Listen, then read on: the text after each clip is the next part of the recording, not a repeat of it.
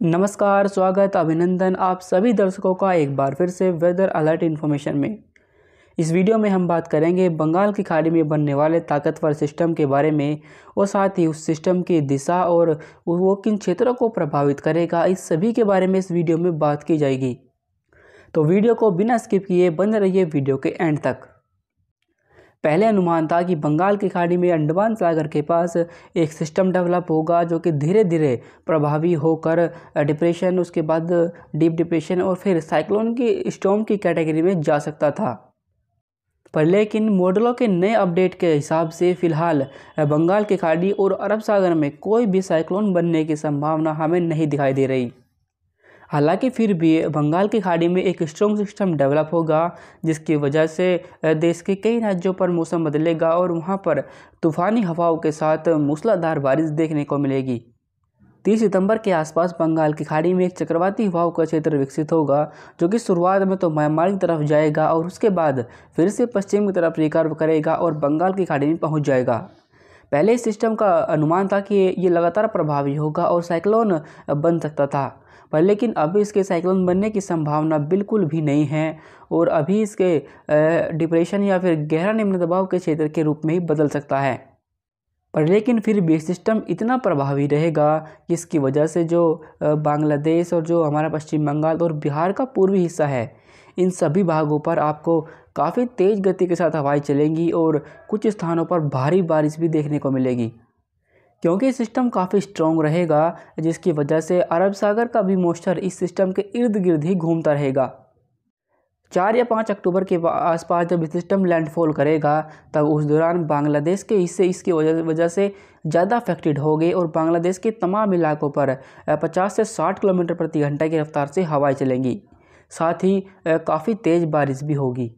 वही सिस्टम का जो इफ़ेक्ट होगा वो पश्चिम बंगाल के जो पूर्वी हिस्से हैं और साथ ही बिहार के पूर्वी हिस्से, इन भागों पर भी देखने को मिलेगा और यहाँ भी काफ़ी तेज़ गति के साथ तूफ़ानी हवाएं चलने की संभावना हमें दिखाई दे रही है।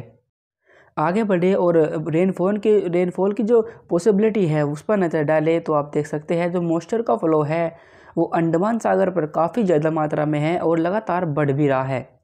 यहाँ पर ये इतना मॉइस्चर होने की वजह वही निम्न दबाव का क्षेत्र है जिसकी वजह से यहाँ पर काफ़ी भारी बारिश होने की संभावना हमें दिखाई दे रही है। तो वही देश के पश्चिमी तटीय इलाके और साथ ही पश्चिम बंगाल, बिहार, उड़ीसा और जो हमारे मध्य महाराष्ट्र के हिस्से हैं यहाँ पर भी काफ़ी मात्रा में मॉइस्चर हमें दिखाई दे रहा है।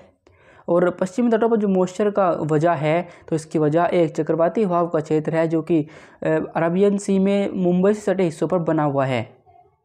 उस चक्रवाती हवाओं के क्षेत्र की वजह से पश्चिमी तटों पर अगर हम मुंबई से आगे जाएंगे तो वहां से लेकर केरल तक तमाम इलाकों पर मध्यम से भारी बारिश होने की संभावना है। वहीं ये बारिश की गतिविधियां इस जो बंगाल की खाड़ी में निम्न दबाव का क्षेत्र बनेगा उसकी वजह से देश के अन्य राज्यों पर भी बढ़ती हुई दिखाई दे रही है। क्योंकि जैसे जैसे सिस्टम उत्तर पूर्व दिशा में आगे बढ़ना शुरू करेगा तो जो बंगाल की खाड़ी का मॉइस्चर है वो सिस्टम की वजह से देश के पश्चिम बंगाल, बिहार, उड़ीसा और साथ ही मध्य प्रदेश के पूर्वी हिस्से और आसपास के इलाकों पर भी पहुंचेगा जिसकी वजह से वहां भी कुछ बारिश देखने को मिल सकती है। पर लेकिन वहाँ पर इतनी बारिश नहीं होगी। सबसे अधिक बारिश की जो गतिविधियाँ होगी वो इस सिस्टम के साथ ही आगे बढ़ेगी और जो माफ़ कीजिएगा, बांग्लादेश के तमाम इलाके, बिहार के पूर्वी हिस्से, पश्चिम बंगाल, इन भागों पर इस सिस्टम का सबसे ज़्यादा इफेक्ट होगा और यहीं पर ही आपको मूसलाधार बारिश देखने को मिलेगी। उत्तर पश्चिम भारत में मानसून की कोई खास एक्टिविटी नहीं होगी क्योंकि वहाँ से उस दौरान मानसून की वापसी हो जाएगी। पूर्वोत्तर भारत में भी सिस्टम का इफेक्ट होगा और वहाँ पर भी कई स्थानों पर मध्यम से भारी बारिश होती हुई हमें दिखाई दे रही है। फिलहाल वेदर अलर्ट इन्फॉर्मेशन के इस न्यू अपडेट में अभी के लिए बस इतना ही। कल फिर होंगे आप सभी के लिए हाजिर, तब तक के लिए बने रहिए हमारे चैनल के साथ। और वीडियो अच्छी लगी हो तो उसे लाइक करें और मौसम से जुड़े हर अपडेट को जानने के लिए हमारे चैनल को सब्सक्राइब करना ना भूलें। धन्यवाद।